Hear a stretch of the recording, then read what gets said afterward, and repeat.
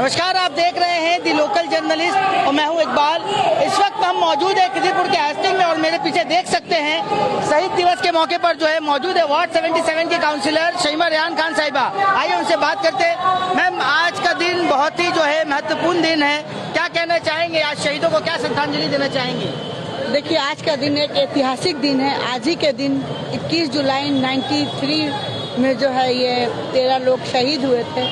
हमारी मुख्यमंत्री ममता बनर्जी ने जो तहरीक और आंदोलन चलाया था कि हर शहरी को अपना अपना हक दिया जाए वोटर कार्ड के जरिए, इसी को लेके 21 जुलाई को सीपीएम वाम फ्रंट की सरकार ने 30 लोगों के साथ खून की होली खेली गई और आज यही उसका नतीजा है कि आज सभी को अपना अपना वोटर कार्ड लेकर वोट देने का हक है। इसके लिए ममता बनर्जी भूली नहीं है। आज भी ममता बनर्जी उन शहीदों को शहादत के लिए वो धर्मतल्ला में हर साल वो जाते हैं। मैम, एक चीज देखा गया है कि जिस तरीके से एक बर्बरियत हुआ था 21 जुलाई के दिन और कहीं ना कहीं सत्ता चली गई।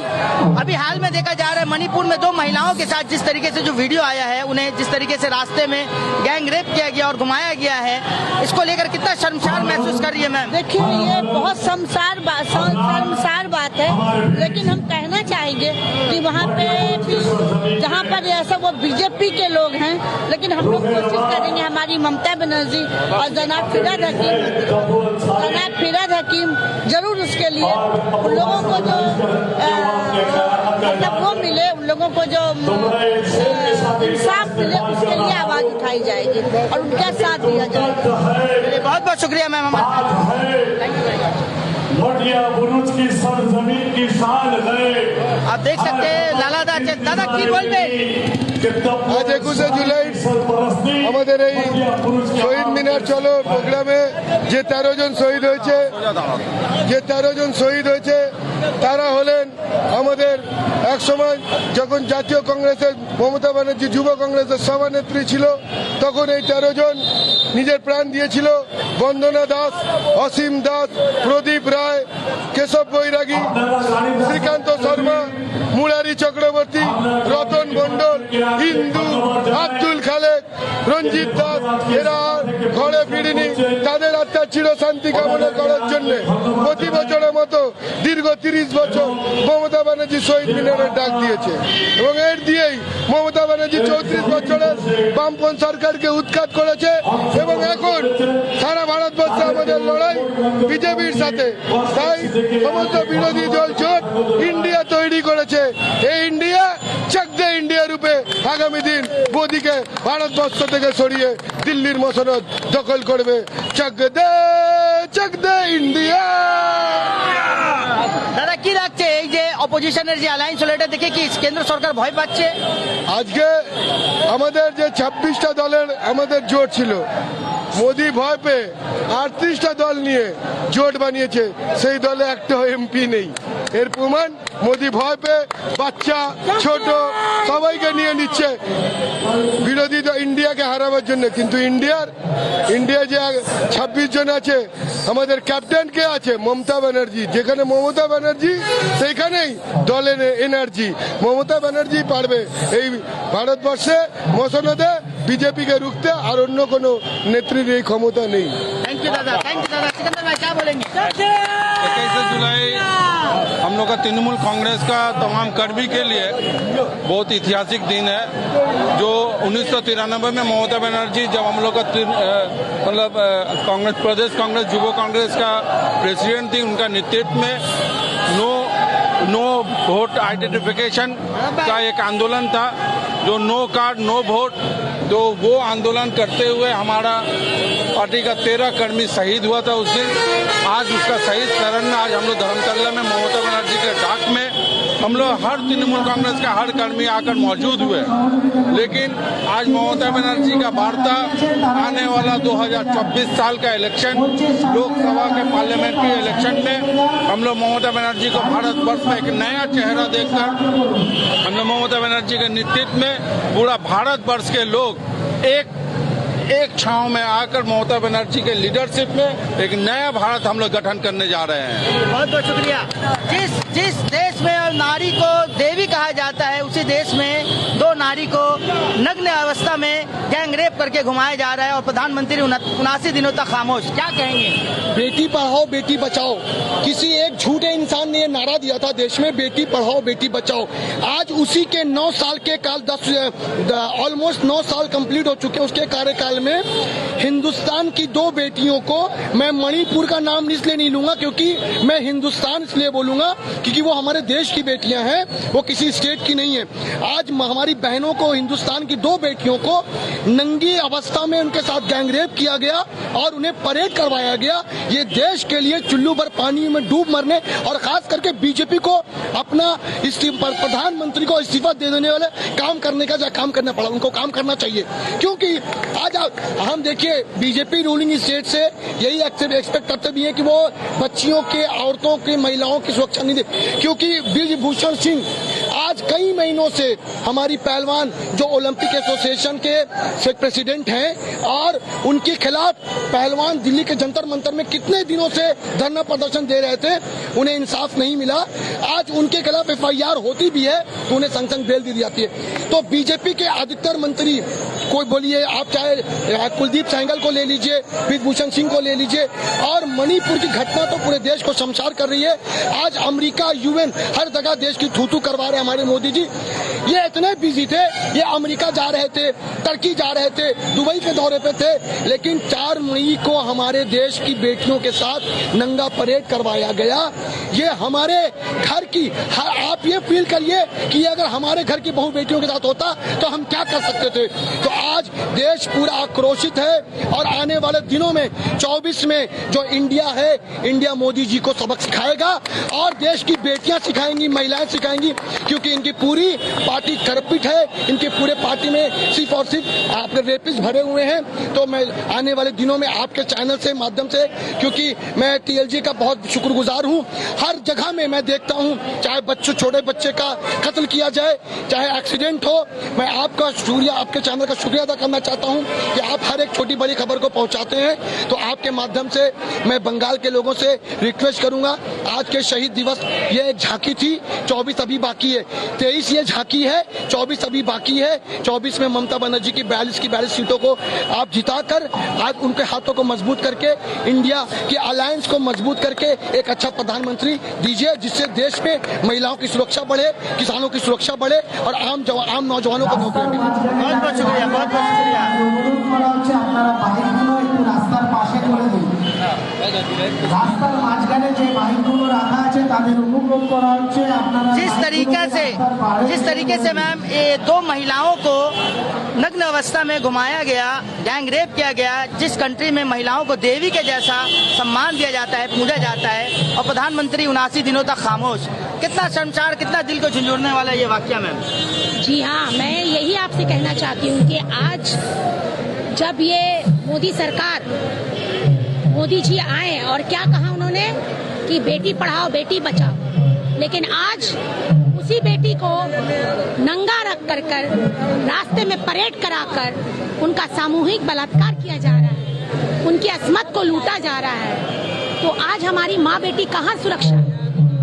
आज जिस तरीके से जिस देश में, हमारे देश में हमारी माँ बेटियों को इज्जत किया जाता है, इतिहास गवाह है कि रानी की झांसी से लक्ष्मीबाई, रजिया सुल्ताना से लेकर जितने सारी महिलाओं ने इस देश के लिए कुर्बानी दी है और हमारे देश में महिला के देवी के रूप में पूजा जाता है। हमारी धरती भी एक धरती माता है और हम लोग इस धरती माता की पूजनीय करते हैं, लेकिन आज इस देश में जिसमें महिला का सम्मान किया जाता है, महिला को इज्जत रखा जाता है, बेटियों को पढ़ाया जाता है, बेटियों की रक्षा की जाती है, क्योंकि बेटी माँ के रूप में है, बहन के रूप में है, बीवी के रूप में है, इन सबों का रिश्ता को मतलब शर्मनाक किया गया है और इसके खिलाफ मोदी सरकार के खिलाफ हम लोगों का ये 21 जुलाई में हमारी दीदी ने धिक्कार जताया है और कहा है कि बेटी की इज्जत बचाने के लिए, उनकी इस्मत बचाने के लिए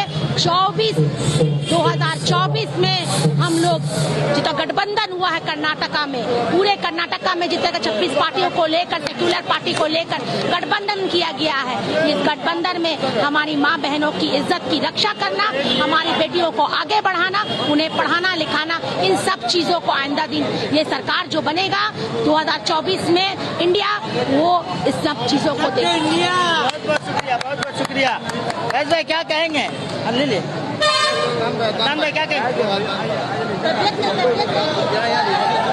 आज क्या कहना चाहेंगे शहीदों के हित में? आइए, क्या कहना चाहेंगे? कुछ नहीं कहेंगे। भैया बोले। तो देख सकते हैं आप, हमने तमाम लोगों से बातें की और अच्छे अच्छे सब अपने ख्यालात इजहार कर रहे थे, और भी अलग अलग लोगों से बातें कर आपको दिखाने की कोशिश करेंगे। आगे की जानिब चलते हैं, देखते हैं कोई और भी मेहमान यहाँ पर मौजूद है। लगभग खत्म हो चुका है, और भी आगे जाकर आपको लोगों से बातें कराने की कोशिश करेंगे। बहुत बहुत मौजूद है 135 के करता धरता तबरेज अंसारी साहब जी। आइए उनसे बातें करते हैं। क्या कहेंगे, शहीदों को क्या श्रद्धांजलि देंगे आज के दिन? आज के दिन क्या श्रद्धांजलि दीजिएगा? बोलो ना।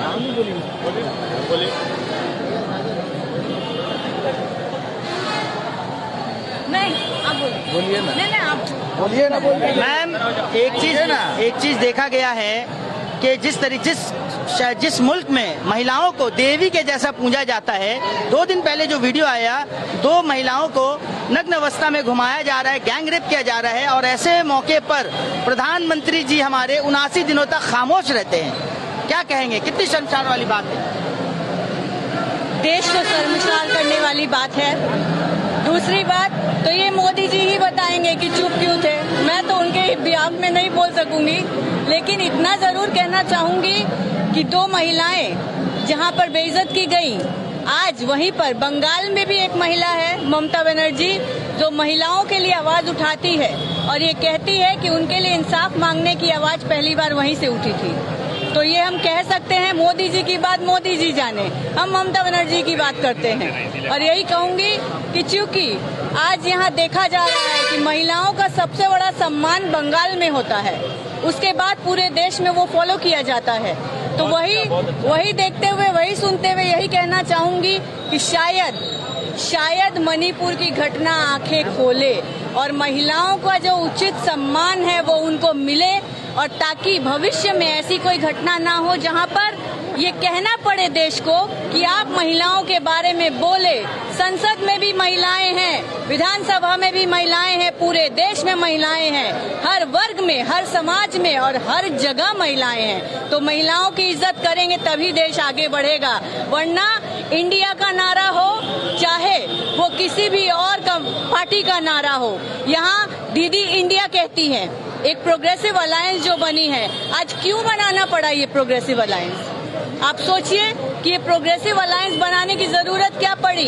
ये इसलिए पड़ी क्योंकि आज देश में, समाज में जागरूकता की जरूरत है। अपने स्वार्थ को छोड़कर अपने परिवार के बारे में सोचे, अपने स्वार्थ को छोड़कर समाज के बारे में सोचे, और अपने समाज और परिवार से निकल के सबसे पहले इंडिया के बारे में सोचे, देश के बारे में सोचे। इसीलिए यही कहना चाहूंगी कि आज मैं महिला होते हुए मुझे बार बार उन 2 महिलाओं की बातें करना अच्छा नहीं लगता, क्योंकि बार बार अगर आप किसी भी घटना को कहेंगे रेप हुआ, कैसे हुआ, क्यों हुआ, मैं नहीं कहूंगी। मैं एक महिला हूं, मैं महिलाओं के साथ हूं और हमेशा रहूंगी। इसीलिए मोदी जी की बात है, जाकर उनसे पूछिए कि आज ये फोर्स हुआ, ये फोर्स करना पड़ा उनको, ये सपोर्ट करना पड़ा उनको, और फोर्सफुली उनसे कहलवाया गया कि आप इस पर बयान दें। तो साथियों, यही कहना आपके चैनल के माध्यम से, सबसे पहले तो आपसे बहुत बहुत थैंक यू कहना चाहूंगी, शुक्रिया कहना चाहूंगी कि आज शहीद दिवस के मौके पर भी आप मुझसे ये सवाल कर रहे हैं कि मोदी जी ने क्या कहा।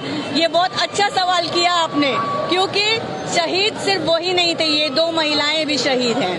ये 2 महिलाएं भी शहीद है कि जो आज पूरा देश उनके बारे में जानता है, आज पूरा देश उनके बारे में कहने सुनने को मजबूर है। तो ये महिलाओं को याद करते हुए महिलाओं को सम्मान जरूर दे। बस आपके चैनल के माध्यम से मैं यही कहना चाहूंगी, गिव एम्पावरमेंट टू वुमेन। बहुत बहुत शुक्रिया। 2024 का बिगुल क्या आज के मन से बच चुका है? एकदम जरूर, 100%। देखा जा रहा है जब से ये जो अलायंस हुआ है उसके बाद से जो है केंद्र सरकार घबराई हुई है आप देखिए ना, मोदी जी क्या बोलना है वो बोल नहीं पा रहे हैं। हमारे प्रधानमंत्री जी वो बौखला गए हैं, उनको क्या बोलना है उनको खुद समझ में नहीं आ रहा है। आप देखिए अभी जो वो इंटरव्यू दे रहे थे उनका दिमाग काम नहीं कर रहा है, तो अभी से ही उनको आगाज हो गया है 24 से सत्ता जाने कि इस बार 2024 में वो जा रहे हैं।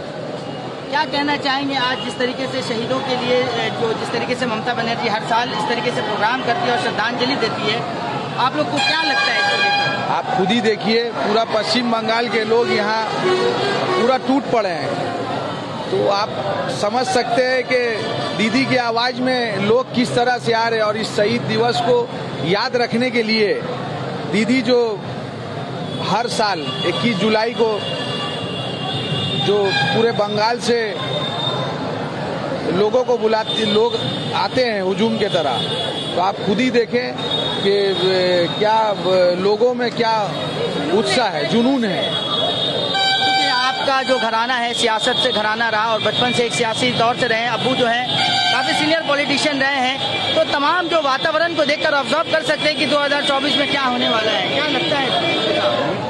देखिए 2024 में जिस तरह से लोग, पूरे देश के लोग, सिर्फ हमारे राज्य के नहीं, पूरे देश में जिस तरह से लोग परेशान हैं, जिस तरह से आप आर्थिक स्थिति देखें, जो हालात हो रहा है, गरीब और गरीब होता जा रहा है, सब्जियों के दाम बढ़ते जा रहे हैं। आप देखिए आज के डेट में आप क्या महंगाई आ गया, सब्जी का दाम आप देख रहे हैं, टमाटर का दाम देख रहे हैं, कच्चा मिर्चा का दाम तक आप देखिए, 150 रुपए। आप देखिए इतना महंगा हम लोग कभी मिर्चा भी नहीं खाया।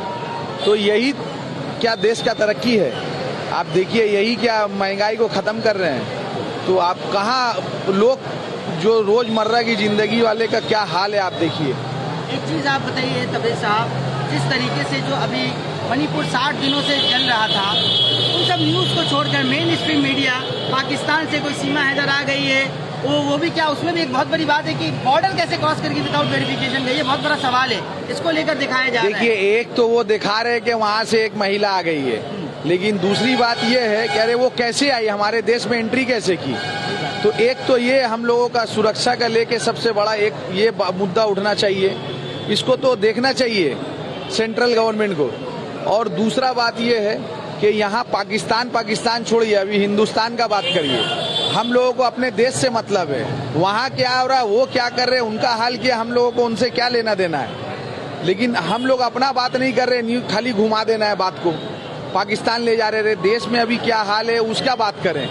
इसके लिए कोई बात नहीं करता है, बस बात को खाली घुमाने के लिए। वो दूसरे तरफ महंगाई पे बात नहीं हो रहा है, गैस का कितना दाम हो गया इसका बात नहीं हो रहा है, किसी चीज पे बात नहीं हो रहा है कि लोग कैसे यहाँ पे जिएंगे, क्या हालात है, तो इस पे कोई बात नहीं हो रहा है। तो आज युवाओं को और देश को क्या आप पैगाम देना चाहेंगे इस मंच से? मैं तो यही पैगाम देना चाहूँगा कि आने वाले 2024 में लोग अब फैसला करें और अपना वोट सही जगह दें और सही लोग चुने, ताकि आने वाले दिन में हमारे देश का भविष्य अच्छा हो। और इस राज्य में हम लोग सब मिलकर ममता बनर्जी का हाथ मजबूत करें। यहाँ पे वोट को बंटने नहीं दें, क्योंकि आप अगर यहाँ वोट बांटेंगे तो फायदा किसी और को होगा। तो इसलिए तमाम लोग, बीजेपी को फायदा नहीं हो, ये जो जात पात वाला पार्टी है, फिरका परस्त पार्टी को खत्म करने के लिए आप तमाम लोग एकजुट होकर अपना वोट को एक जगह दें। बहुत बहुत शुक्रिया, बहुत बहुत शुक्रिया। सौरभ तक मकसूद भाई, आप क्या कहना चाहेंगे? देखिए आज शहीद दिवस के मौके पर हम एक ही बात कहना चाहेंगे कि हम जो निकले थे बांध के सर पे कफन, जहाँ हथेली पे ले चलो ले चले है ये कदम, जिंदगी तो अपनी मेहमा मौत की महफिल में है, सरफरोशी की तमन्ना अब हमारे दिल में है। दोस्तों और साथियों, आज ममता बनर्जी के क़यादत में 2024 में हम लोग इंडिया को जिताएंगे और इंडिया को हराएंगे। इंडिया जीतेगा, 542 MP इंडिया के नौजवानों के भविष्य के लिए लड़ेगा 542 एमपी इंडिया के कबाइलियों के इज्जत के लिए लड़ेगा, 542 एमपी अनएम्प्लॉयमेंट के लिए लड़ेगा, 542 एमपी बेकारी बेरोजगारी के लिए लड़ेगा, 542 एमपी बुलडोजर के खिलाफ लड़ेगा, 542 एमपी मॉब लिंचिंग के खिलाफ लड़ेगा। इसलिए हम लोग कहते हैं कि ममता बनर्जी को 2024 में ममता बनर्जी का इंडिया को आपको जिताना है और एक नया इंडिया का तामीर करना है। वही इंडिया जिसके बारे में महात्मा गांधी सपना देखे, मौलाना आजाद देखे, भीमराव रामजी अंबेडकर देखे, अशफाक देखे, भगत देखे, ऐसा इंडिया हमको बनाना है। दस्तूर हिंद आर्टिकल 15, 16, 19 और 27 का दिफा करना है। Right to expression, right to minority, right to religion, बोलने की आजादी, खाने की आजादी, रहने की आजादी वाला इंडिया बनाना है। और ये आजादी को हमसे मोदी क्या उसका बाप भी नहीं छीन सकता, ये आजादी मेरा भाई। और यही आजादी के साथ कहना है कि दो औरत के बारे में आज बातचीत चल रहा है। बड़ा शर्म की बात है कि किस तरह हैवानियत का नंगा नाच नाचा गया मणिपुर में। उस दो औरत के कहाँ गया मेरे भाई बुलडोजर?